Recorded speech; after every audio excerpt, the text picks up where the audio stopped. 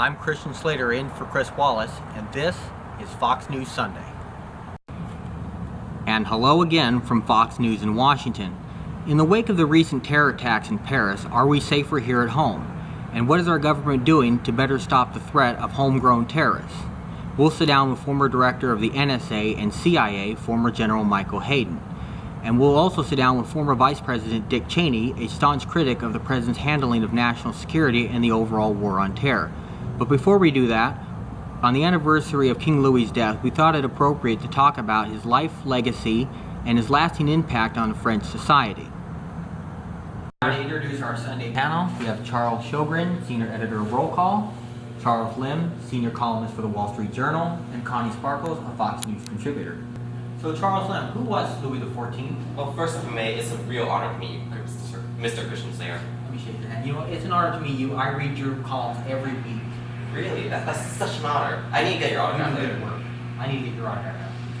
Okay, so who are we talking about? Louis XIV. Louis XIV.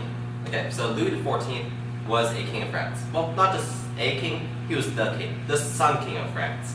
He reigned from 1643 through 1715, making him the longest reigning European monarch in history. 72 years. In fact, he died right before his 77th birthday. On the 1st, right? Yeah, he would have turned 77 on the 5th. Yeah, okay. Yeah, kind of sad. Yeah, I mean, he didn't make it to 77. Yeah, long life though. Yeah, very long. Charles Sjogren, how did he handle his position as king, and how did he wield his power as king? Well, he would be the model for the absolute ruler. Now, that means he controls everything. Religion, economics, and France's powerful war machine. Now, in his desire for power, he did it in the name of his people. He thought he was sincerely doing what was best for them. Now, looking back on it today, we can agree to disagree with his methods. Now, to consolidate his power, he had to control the nobles. Now, the nobles in the past in France would cause civil war. Now, his method to combat them was, how about we all put them in a nice palace at Versailles, and they can wait hand and foot on me. And what this allowed him to do is to keep a very close eye on them. It prevented them from having any chance of doing organized resistance. Basically, under his watch, they couldn't plan, they couldn't raise armies, they couldn't do anything without him finding out about it. He had spies all over Versailles. Now, this centralized his power. He was the ruler. Without the nobles being able to plot against him, anything he said went and did happen. Now, this is what every monarch after him would strive to do. Ms. Sparkles, how did King Louis treat the enslaved population in France, and did he implement any policies towards them that affected their lives? King Louis created the Code Noir. The Code Noir defined the conditions of slavery in the French colonial empire, restricted activities to free the blacks, forbade the exercise of any religion other than Roman Catholicism, and ordered all Jews out of France's colonies. But I must address how merciful and humane the king was towards the slaves. He implied that the slaves are human and have eternal souls. Slaves were able to get married, not have their families broke apart, and they were able to gather publicly. So it was illegal to sell them separately. Also, it was made illegal to punish the slaves. And because the king was Catholic, the slaves were required to be baptized and educated in Catholicism. Now, they were still punished. It's just they couldn't be tortured. But they could still have their head chopped off or something. Well, the head chopped off was if they attacked their slaves, masters, their family, their children. That is immediate execution. But, hey, it also gave them Sundays off. Ooh, so it made life sort of better for the slaves. Happier? Happy-ish. Happy-ish. Happy-ish, okay. So it made happy-ish. So we're going to have to take a break. We will continue our discussion on King Louis XIV after these commercial messages. Fox News Sunday, and we're back here with our panel. Charles Lim, what did Louis do to how did his administration respond to the 1661 famine? Well, Mr. Slater, it's important to understand that France really wasn't ready for this famine. I mean, they've been having bad harvests all throughout the last couple centuries, actually, because of a mini ice age. And this was happening all throughout Europe, that they had to import food. And so his people felt severe anguish. And Louis XIV felt sincere anguish as well.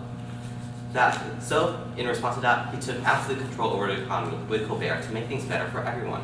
He imported grain to feed the peasants, which was a very humane move, and he did his best to ensure the general welfare of his people.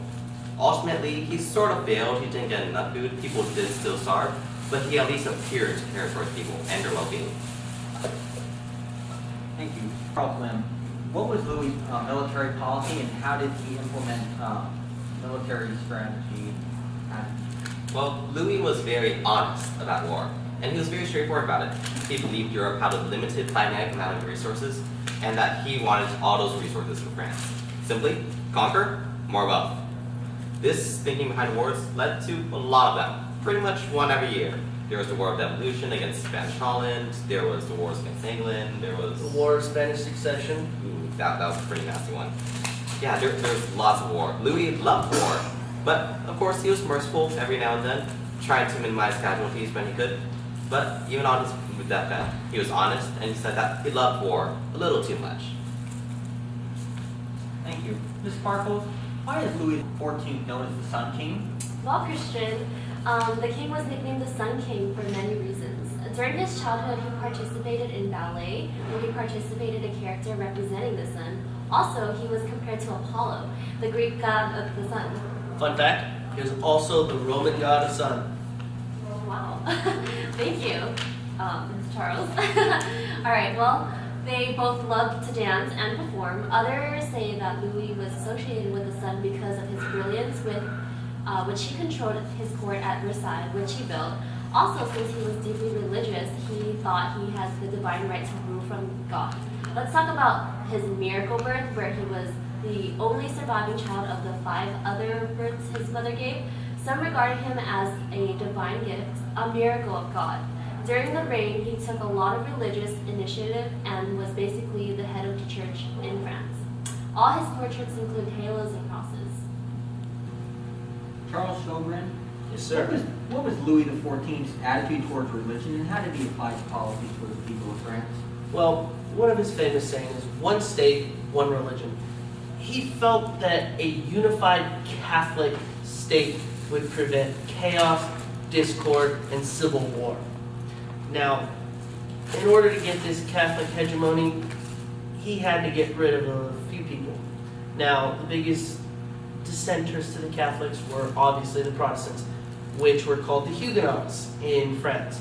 Now, there was a small sect called the Jansénists that were his first step towards eliminating the Protestants. Now, what he did is he targeted the cities where the Jansénists worshiped. What he did is he closed their temples and expelled all the worshippers. Now, this was his first success against Protestants. Now, he dealt with another group, Catholic-ish group, called the Quietists. Now, they believed similar things to the Catholics. Their practice of worship was different, though. They didn't believe in all the ritual and ceremony of the Roman Catholic Church. Now, he sympathized with them. He thought they were just misguided. So with him and the Pope, what they did is they had Quietism labeled as erroneous doctrine. Now, it wasn't right, but it was close. So what he did in his benevolent nature as a Catholic king is he brought them back into the fold, reintegrated them into the Catholic Church. Once that was over and dealt with and everybody was mostly Catholic, he decided to move on to the biggest population, that is the Huguenots. Now, when he took power in 1643, there was over 2 million. 2 million, That's a lot. That's a large percentage of his population. Now, he felt threatened by them. By threatened, he thought, oh, look, they could cause a civil war and disrupt my country, kill my people. No king wants that. No king wants civil war. So what he decided to do is he's like, okay, let's enforce the Edict of Nantes. Maybe this will force them to come back. Now, what he did by enforcing that is he made it extremely difficult for Huguenots to find jobs. It was impossible for them to find government jobs. When this wasn't getting him the results he wanted, he decided, let's try money. Everybody loves money. So what he did is for the converts coming to Catholicism, he would give them a cash reward. Now, this was supposed to be like a gold rush. Everybody was supposed to rush back into Catholicism. It didn't necessarily work out the way he hoped. Failing that, he decided, okay, it's time to take action. So what he did is he revoked the Edict of Nantes, which made it legal to worship the Protestant way of Christianity in France. In its place, he decided to put in the Edict of Fontainebleau, which made Protestant completely illegal in France. Now, what this did is you could be sentenced to jail, you could be killed. Many Protestants were killed in the struggle, but some decided, okay, let's get the hell out of Dodge. Over 200,000 fled to other countries such as Prussia and Britain. Now, these countries had no issues accepting the refugees. They hated what Louis was doing and what it could possibly mean for their countries. And also with the emigration of so many people, it put a tailspin onto their economy. 200,000 people leaving, they're going to take all their stuff. Without that stuff in your economy, you are kind of having a vacuum that you need to fill somehow. Thank you. Charles Lim, King Louis XIV was a champion of art. How did he advocate art in France? Well, even more than a champion of art, King Louis XIV was really a humanitarian. That art is a very humanitarian pursuit. It leads to better culture, happiness, and better livelihood for everyone involved. And his appreciation for art is best evident in the Palace of Versailles. He hired hundreds of skilled artisans, stonemasons, painters, sculptors, and architects, etc., all to build this lovely palace out in the countryside. Then he also appreciated theater and poetry, the performance arts, the finer things in life, as a kind of entertainment. Louis used art as a catalyst for his religious intentions as well. Using art, he could portray himself as a Sun King, using real gold in his halo, and demonstrate divine right through his art. Thank you. Ms. Sparkle, what was the reaction by the people when Louis died in 1715? Well, Christian, pretty depressing but appropriate, I must say. These people were very, very, very happy. Now let me ask you this. Wouldn't you be happy if the guy who was ruining your country suddenly died? Yeah. I mean, Yeah. war. That's what he did. He taxed the crap out of everybody. That's true. With him dead, maybe better things are coming for France. That's true. But you have to look at it their way. He was this absolute ruler. He controlled everything. With him dead, maybe representation would come from the people, for the people. Right. But he died. It's never a good thing when somebody dies, but maybe it was time for change.